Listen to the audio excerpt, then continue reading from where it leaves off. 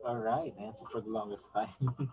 Ayun, nag-meet ulit tayo after midterm. So I hope you're doing well, ladies. And of course, we have our only and so gentleman in the group. So today, we're going to discuss about schizophrenia. So this is actually a very, tawag dito, um, popular. At the same time, medyo, ano siya, medyo kakaiba. It's something that you never would imagine to happen in your life or in your self. All right. So schizophrenia is actually a problem or a mental disorder under thought disorders. So it is so because this is a problem or this is an illness which involves a problem or an issue, or particularly we could say that there is an alteration in on how a person speaks or how a person communicates his or her thoughts, okay, clearly, okay, and in a manner that is understandable or comprehensible.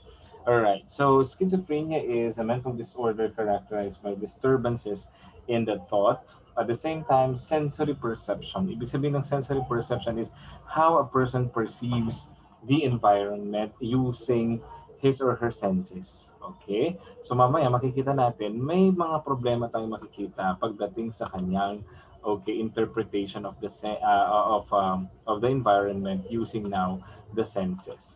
Okay? So always remember that this is not just a problem with how the person communicates to other people, but at the same time, this is a problem in on how the person or how the patient perceives now the environment using his or her senses. And this deterioration in the person's capacity, okay, or in the person's personality is actually causing a problem with his or her psychosocial functioning. Ibig sabihin, nagkakaroon ng hindi magandang relasyon, nagkakaroon ng hindi magandang um, pakikisama o pakikitungo ang isang tao dahil sa pagkakaroon niya ng schizophrenia. Alright? So, this schizophrenia class was actually coined from the term, alright, schizin. Okay? This is a Greek word, schizin, meaning split. Okay? It means now split. And the other one is phren, okay, which means the mind. Okay? Since meaning there is a split mind, okay, o merong hati na pag-isip, okay, in layman's term. Okay, so makikita natin mamaya bakit kaya tinawag siya na split mind, bakit kaya siya tinawag na merong hati o merong deviation into the thought process or in the thinking of the individual. All right, so a major enduring split exists between the emotional and cognitive aspect of the personality. Sometimes, okay, the person's mood is not congruent with the thoughts. Okay? So dalawang klase 'yon nabanggit natin kanina. There is now a mismatch. Okay? There is a mismatch between the emotion, okay? The emotion and the cognitive or doon sa iniisip niya. So magkaiba yung kanyang iniisip doon sa kanyang pinapakitang emosyon for that matter. At the same time, okay, it could also be a mismatch between, all right, it could be a mismatch between the person's mood, okay, between the mood of that person together, okay, with his or her thoughts o doon sa kanya sinasabi. For example, ang nararamdaman niya sa ngayon is sobrang lungkot. Okay? Bumagsak siya sa board exam, tapos nasabayan pa ng pagkamatay, for example, ng kanyang loved one, okay, ng kanyang minamahal na, ng isa sa kanyang mga minamahal. Tapos, pag kinausap mo siya, masaya yung kanyang sinasabi. Okay? He or she would tell you about the greatest or the most beautiful experiences she had or he had from, for example, a certain trip or travel from a particular place, okay, na kanyang napuntahan recently. So, there is a mismatch, hindi magkatugma yung kanyang nararamdaman at doon sa kanyang sinasabi. So, the peak of incidence class for clients or for people who suffers from schizophrenia is that it happens as early as 15, okay, or between the ages of 15 to 25 in men, while for women, okay, usually ang date of or the time of onset is during 25 or sa kapag sila ay nasa 25 gulang, okay, hanggang 35, okay, in women. All right. So as you can see, class, there is a higher hindi naman higher kasi hindi natin pinag-uusapan yung incidence rate, no? But we are discussing about the earliest possible time, okay, na magkaroon ng isang tao ng schizophrenia. All right. So it is earlier for men, okay, na magkaroon or na magsuffer from schizophrenia due to the fact that, okay, malalaman natin mamaya that yung sinasabi nga nila na biologically ang isang lalaki daw thinks too much, okay, mas marami siyang iniisip, mas malalim siya mag-isip, okay. At the same time, there is a faster occurrence, okay, or incidence for men, okay, to suffer from shrinkage, okay. Nagsishrink, lumiliit yung kanilang brain mass as they age, okay. Sabi nga ng mga neuro physicians, okay, there is a higher or faster time for men to suffer from, okay, shrinkage of the brain, okay, due to it could possibly due to inactivity. Hindi na siya yung kagaya nung nag-aaral siya na nagre-review madalas, nag-solve siya ng mathematical problems, alright, or china-challenge na yung kanyang sarili mentally, okay, unlike in women, okay, mas based on researches, mas nag-ano daw, nagbabasa, mas nag-iisip madalas ang babae or mas na-challenge yung kanilang the mental aspect, okay, yung kanilang mental aspect. All right. So onset class could be abrupt, pwede rin siyang gradual ang kanyang magkakaroon. But most clients, they suffer from a slow, okay, and gradual development of symptoms or signs. Like, for example, the first sign that you may see from people who are potential to suffer from schizophrenia is social withdrawal. Okay? Social withdrawal. So, hindi sila dati-dati nakiki-associate, nakikimingle sila, nagkakaroon sila ng magandang communication and relationship with other people. But now, okay, mapapansin mo na medyo parang withdrawn, okay, yung iyong pasyente in to the idea of having a healthy or yes, healthy relationship with other people or maski yung pag-attend lang ng mga simple celebrations by their friends or their family members. All right. So at the same time, there is, okay, the presence of unusual behavior. Okay? Meron siyang kakaibang pinapakitang mga presentations or manifestations. All right? For example, dati-dati kapag summer, alright, nakikita maano mo na yung pinaghahandaan na niya yung summer.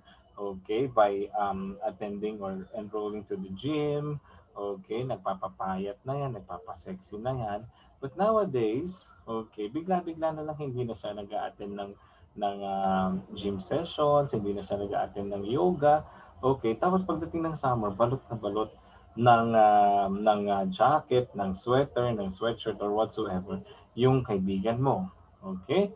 Or dati-dati, mapapansin mo siya favorite niya yung sherbet, mga ganyan, mga malalamig na inumin, okay, during the hot season or the warm season. Tapos biglang mapapansin mo, napapadalas na yung pagkape niya na sobrang mainit pa habang tirik na tirik yung araw. So, there are unusual behavior. May kakaibang manifestations or symptoms, okay, or signs rather, na pinapakita yung pasyente. For example, okay, or a person who has the potential to suffer from schizophrenia. All right. At the same time, there is now loss in work and school. Okay? So, hindi na siya ganun ka-interesado na magtrabaho. Dati-dati, ganadong-ganado yan. 8 o'clock ang pasok, pero 6 nakagayak na. Okay? Naka-ready na, nakabihis na. Because of, he or she is somewhat motivated dun sa fact na pupunta ulit siya sa trabaho. Ayan, ine-enjoy niya lahat, okay, or everything that is related to the workplace. Alright? But at the same time, ganado din siyang mag-aral, magbasa ng kanyang libro, okay?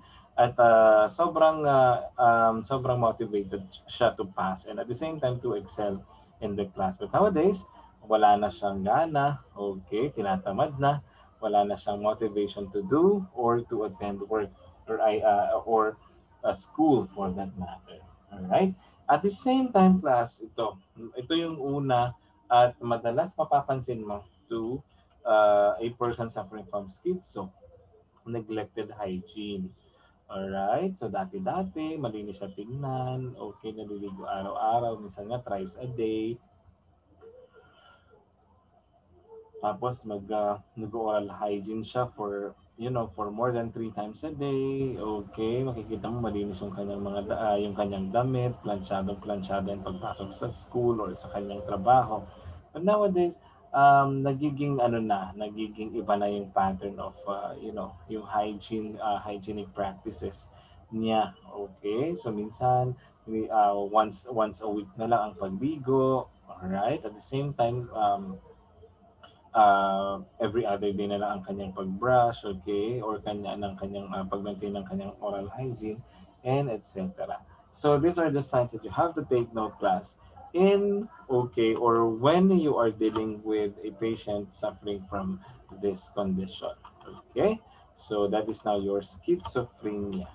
All right, so when you say schizophrenia, class, okay, so punta na tayo sa ating slide. So there are actually types of schizophrenia. Number one would be your it's schizoaffective.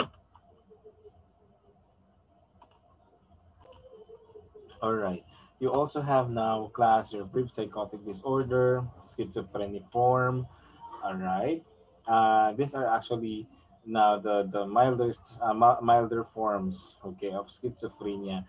Your schizo, brief psychotic, and schizophreniform. Actually, they just differ from some signs and symptoms. At the same time, the duration of the clinical manifestations differ from each other. All right. So, pero the manifestations are almost similar with your schizophrenia.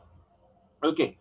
But before we head on to the different types of schizophrenia, I would just like to explain to you or give you a short historical perspective of schizophrenia in in a summarized form. Okay, so before class, all right, so nung na-discover na ang schizophrenia as a disease, okay, in 1856, all right, you have here Morel, a psychiatrist who first described the the the psychiatric symptoms of schizophrenia, and he named the disorder dementia precoce.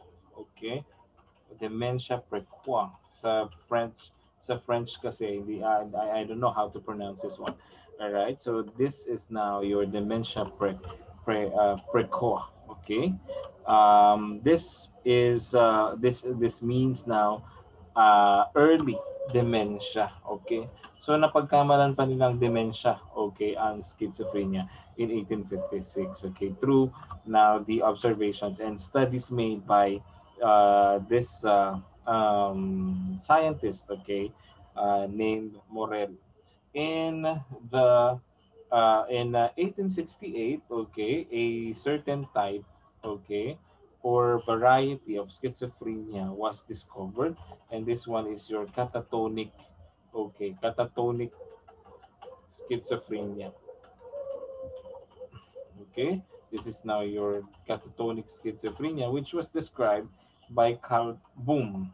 Okay, you have Carl Boom who first described catatonic schizophrenia. So madadaanan natin yan mamaya. So don't worry guys. Alright. At the same time, class, in 1870, several years after, or 2 years after, another type of schizophrenia was discovered, okay, which is described by Hecker as the hebephrenic, okay, hebephrenic schizophrenia. All right. So this is now your hebephrenic this schizophrenia. And in 1896, all right. So 1896, Kraepelin, okay, Kraepelin discovered or described another or two types, okay, of schizophrenia as your paranoid type, okay, ayan, paranoid type. Okay. And actually he described this type or he described or he made a nomenclature. Okay. He taxonomized. Okay. This type of schizophrenia from hebephrenic and you have your catatonic schizophrenia. He believed that the cause of schizophrenia, okay, according to Kraepelin, is that schizophrenia is biologic in nature, okay, which results later on to neuropathology. So ang sinasabi ngayon ni Kraepelin is that it is acquired, okay, from the different or from various experiences that a person has, okay, or yes, a person has, okay, in contact with its environment, okay, leading to, okay, neuropathology o pagkakaroon na ng sakit neurologically. All right. And in 1911 class, okay, another scientist in the name of Bleuler, okay, describe or coined the word schizophrenia from the Greek words meaning split mind. So this means that the person is which means that the person is split from reality and not having a split personality. So iba yun yung split personality is under now your dissociative disorders. While, okay, the split mind actually refers to schizophrenia.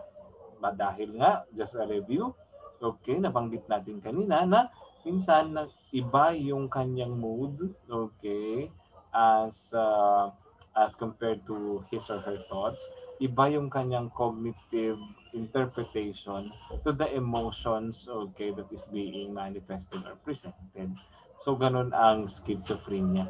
And Bleuler class in 1911 believes that the cause of schizophrenia could be explained by using Freud's psychoanalytical model. Okay, so Bleuler supports now the claim of Sigmund Freud.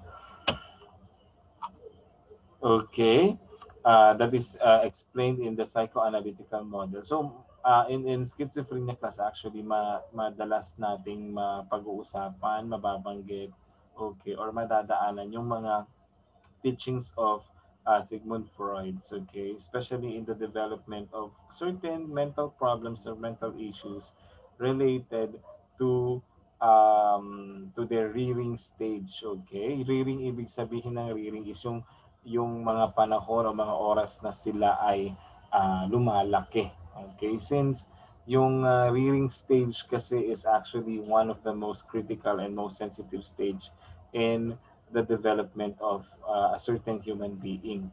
Alright? So, ito yung short history natin sa ating schizophrenia. So, yung coining of word, the discovery of the different types, okay, of schizophrenia was actually, okay, or actually happened starting now 1800s, okay, up until 19 the earliest parts of 1900s. Okay. So, ayan. All right. So before we move on to the more interesting topics about schizophrenia, we have to know first, okay, where does schizophrenia fall? Is it under psychosis or neurosis? All right. So pag sinabi natin kasi neurosis class, there is half reality. Okay, when it comes to their ego, there is half reality. So it is actually half reality, half fantasy. May mga episodes na they travel from the fantasy world, okay? At the same time, when they are consciousness, all right, they experience also, or they know what is real or what is not. Unlike in psychosis class, they are not actually connected to their ego. Okay, so they are not aware of what is. They have less awareness. Okay, when it comes to what is real or what is not. When it comes to their ego class, there's half pleasure. Ibig sabihin, um, ang tawag dito, hindi lang nakokontrol nila yung dinidikta minsan ng ating id. Okay? Since the id is the I part of your consciousness, ibig sabihin, this is the egocentric part of yourself. It is me, ako lang. Okay? Walang iba, ako lang, walang iba. When it comes to psychosis, full pleasure. Alright, since sabi nga natin kanina, nasa-satisfy sila by going beyond, okay, their imagination. So, kapag nasa fantasy world sila, talagang this is pleasurable, okay? The fantasy world usually would contain, or would let you experience peace, okay? Doon hindi kasing gulo ng nararanasan mo from the real world. Alright, there is, yun nga, kaya sabi natin kanina, there's full pleasure. Alright, so problems, alright, sa kanyang thought process and thought content. Okay, kapag sa neurosis, negative ang hallucinations, so walang illusions, and few, okay, delusions. Whereas for a psychotic individual, as a person suffering from schizophrenia, there's na positive heed or positive hallucination. Okay, mali ang interpretation niya sa isang bagay, illusion, alright. Mali ang interpretation niya sa isang bagay na present, okay? Pag hallucination, mali ang kanyang interpretation sa isang non-existing, okay, or non-existent na object. Alright. Whereas in neurosis, negative. Okay, ang hallucinations, illusions, and of course, delusion. All right. In the therapeutic management for a person suffering from neurosis, okay, neurosis meaning may personality disorder. Okay. Ang kailangan mo lang gawin sa isang neurotic client is you have your catharsis, okay? You let them speak, okay? You just document, you just listen. That is catharsis. Or you have to elicit, okay, or encourage your patient to talk, okay, important or essential information that is related to the previous program. All right. All right. So whereas in psychosis, you have your APD formula. Ibig sabihin, A stands for acknowledge, P is of course present reality, okay, and D is distract or deviate from. Okay, deviate from what is happening. For example, okay, ang gagawin mo is, sabi ng pasyente, I'm so sad. I think I'm gone after 2 days. Okay, since I cannot fully handle the situation right here. So ang gagawin mo is acknowledge the statement of your client. All right. So if is that the best thing that could help you, okay, at the moment, all right, and then present reality, all right, and then i-distract mo na, you just, you know, deviate from your conversation, since, all right, there is a wrong interpretation by, okay, the church, there is a wrong interpretation, okay, that is being presented. Okay, so that is now your APD formula. Causes for neurosis, past experiences like anxiety, fear, trauma, stress. While for psychosis, mostly or most of them are related to genetics, or at the same time, environmental related din siya. Pharmacology, they can be they can be treated by or they can patients can actually use now pharmacological interventions or medications. And ECT, or your anong ulit yung ECT natin, ha? Your ECT is actually a machine. This is an equipment, okay? All right, that is connected, or that is indicated to patient. That is your huh? Electroconvulsive therapy. So ginagawa ito, okay, purposely to reset the mind. Okay. Nagkakos tayo ng electrical impulses, okay, to the patient, alright, with the hope that the mind can be can yes, can be set again. Okay, so that we are hoping actually na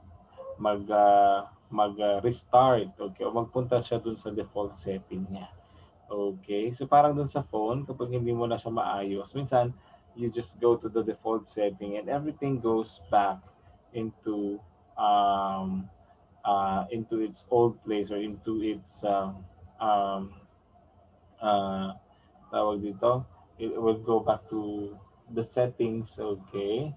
That is the same with the settings that you had, okay, when you first when you bought that gadget, or that equipment for that matter. All right.